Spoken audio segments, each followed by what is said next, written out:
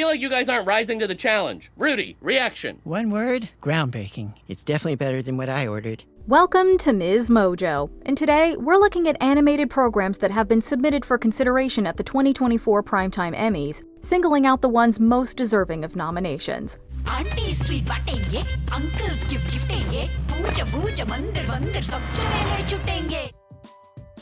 Number 10, Futurama. Just when you thought the Planet Express crew was out, Hulu pulled them back in.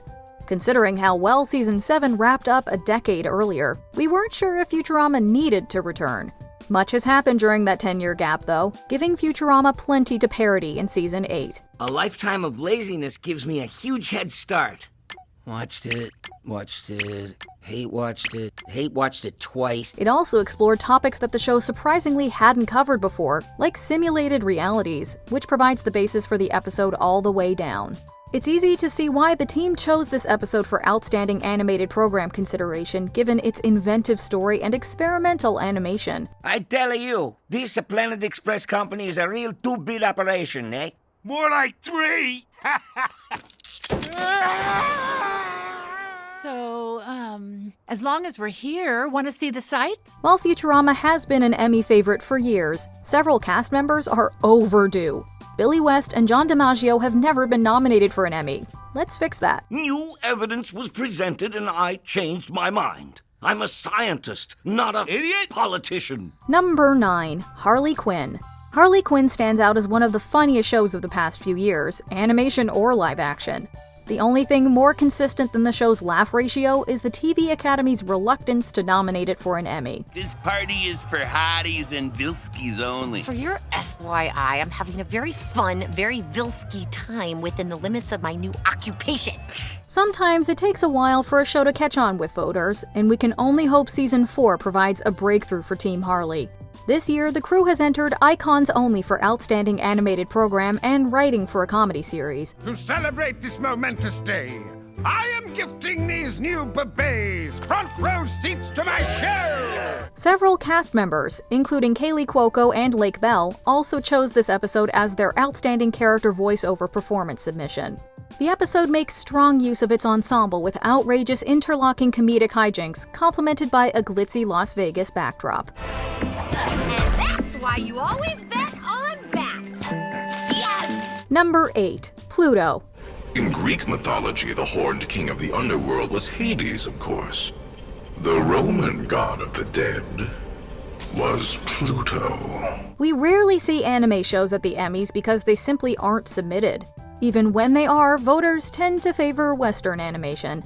This year brings a few Eastern offerings, with Ninja Kamui and Pluto. The latter is an especially gripping miniseries that draws from Astro Boy with several dark twists. Excuse me, sir? Could I see an image of the corpse as you found it? I don't think that's something a kid like you should... Just show him. He only looks like a kid. He's a robot, remember? Right. Based on Naoki Urasawa's manga, the series takes place in an evolved society where humans and robots have learned to coexist. This makes it all the more shocking when a beloved robot is murdered with more bodies, mechanical and flesh, soon piling up. The first episode establishes this overarching mystery, while finding room for an emotional standalone story about a blind composer and his robot butler. If nominated, Pluto could make Emmy history. If you want to peek into the head of a robot who's committed murder, all you have to do is exchange memory chips with me. Who knows? You might learn all sorts of things. Number 7, Scavengers Rain. From its first episode, which has been submitted for Outstanding Animated Program consideration, Scavengers Rain immerses us in a foreign planet that feels alive in more ways than one. The world of Vesta is haunting yet oddly inviting, making us want to explore every inch, despite the skin-crawling danger around every corner. So, hypothetically speaking, in our contracts, could we charge the last couple of months as overtime? I know, it's funny. But seriously.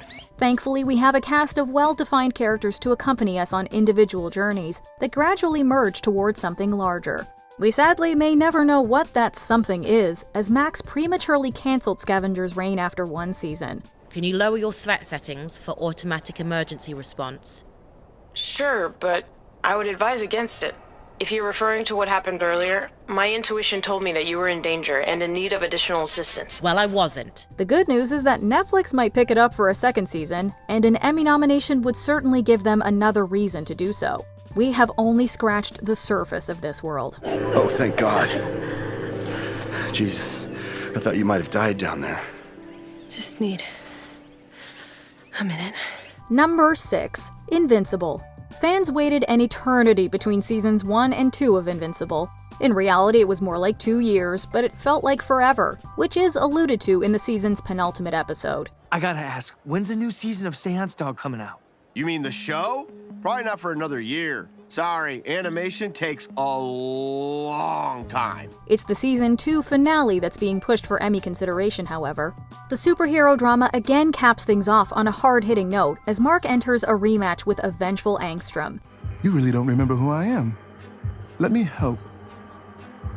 When we met before, you hadn't done this to me. Mark has repeatedly demonstrated that his spirit is more invincible than his body. Throughout this season, though, we see the potential for Mark to go down a darker path. Angstrom not only tests Mark's physical strength, but also how far he's willing to go to protect his loved ones, revealing victory and loss as two sides of the same coin. Go home. Get some rest. You're not him.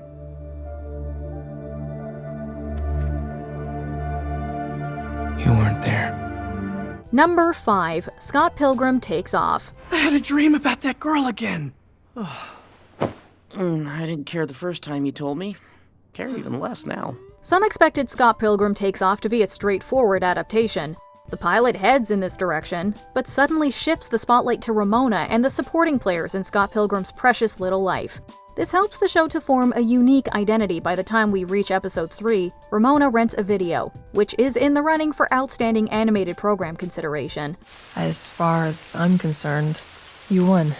At the same time, creator Brian Lee O'Malley and co-developer Ben David Grabinski celebrate all things Scott Pilgrim. Animation studio Science Saru brings the comic's artwork to life with kinetic energy, while the voice talent reunites the cast from the 2010 cult classic. We'd love to see the actors get some Emmy love along with the song Scott Pilgrim's Precious Little Musical. Killer work! Watch that! The bad boy of Broadway. Romantic, spectacular. Not bad. Number 4. Hazbin Hotel. Speaking of songs, Hazbin Hotel should be a frontrunner in outstanding music and lyrics for the infinitely upbeat Loser Baby from the episode Masquerade. I'm a loser, honey, a schmoozer, and a dummy, but at least I know I'm not alone. You're a loser just like me. That same episode has been entered for Outstanding Writing for a Comedy Series, but in the Animated Program category, the crew submitted Dad Beat Dad. This episode introduces Charlie's father, who isn't everything you'd expect Lucifer to be. You're inviting me over? Absolutely! Oh, I'll be there in an hour. My daughter wants to see me. Take that, depression! If Lucifer can be a loving father, there might be hope for others in hell, further vindicating Charlie's dream of rehabilitating sinners. In that sense, this episode sums up what the show is all about, complete with lively music and eye-popping animation. Vivian Medrano's creation has come a long way since its YouTube genesis. Whatever happens at the Emmys, it's a winner, baby. Well, that was something I didn't expect to see. Like I said, you don't know me. Sex ain't the only thing I'm good at. Good to know, because this guy ain't half bad. Number 3. Adventure Time. Fiona and Cake. What if she's just bored with everything and wishes the world was more magical? It should be more magical. Since Fiona and Cake were introduced as fictional characters in Adventure Time, you wouldn't think a show about them would do much to advance the story.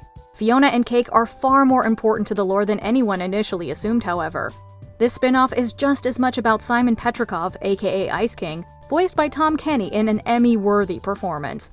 This is going to sound nuts, but I think I've been dreaming about you. I wouldn't be at all surprised. I'm radical. As for Outstanding Animated Program, the crew submitted the episode The Winter King, which presents several familiar faces in a fresh light. It's one of several episodes that take us across a multiverse of wonder, in a series that balances complex ideas and charming characters as only Adventure Time can. While more adult-oriented than its predecessor, Fiona and Cake is eternally young at heart. That's actually a nice metaphor. Not a metaphor. Number 2. X-Men 97.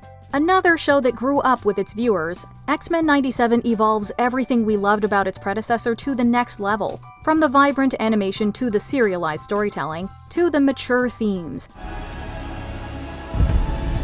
Eyes. You made it. You survived. The original series was shockingly never nominated for a single Emmy. Voters can do 97 justice by nominating the episode Remember It for Outstanding Animated Program.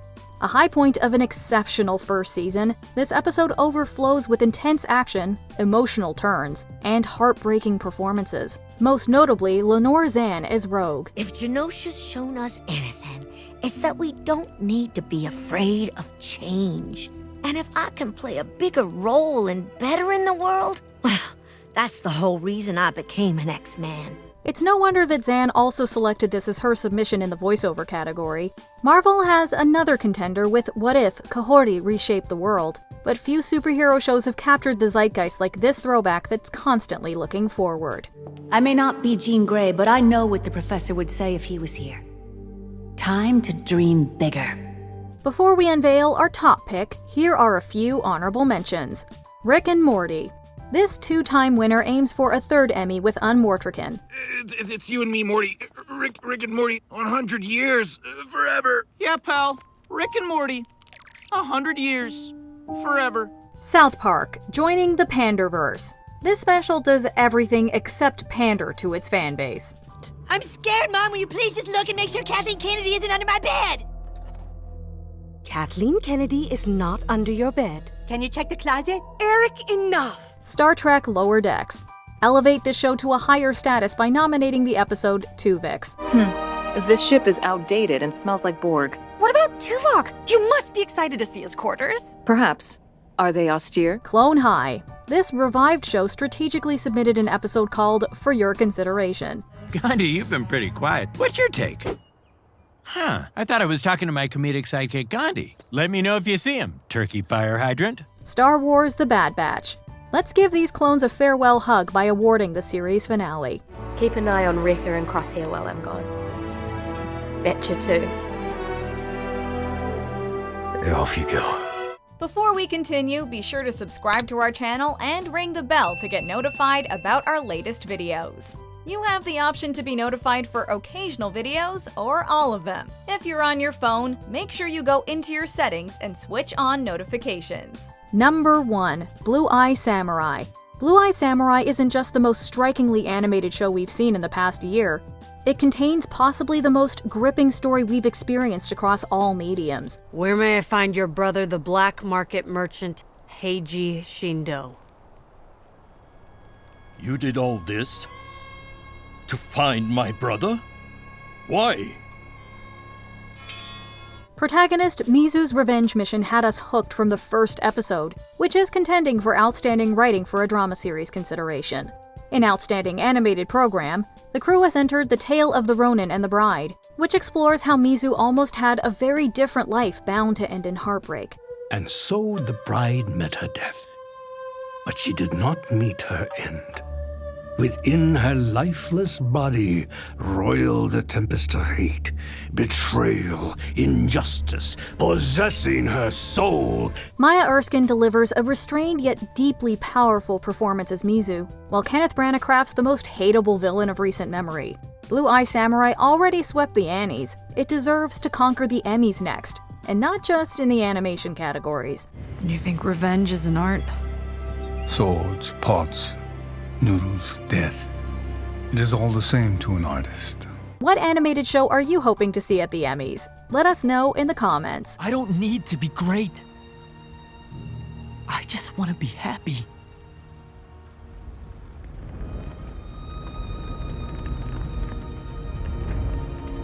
I want to be great. Do you agree with our picks? Check out this other recent clip from MsMojo. And be sure to subscribe and ring the bell to be notified about our latest videos.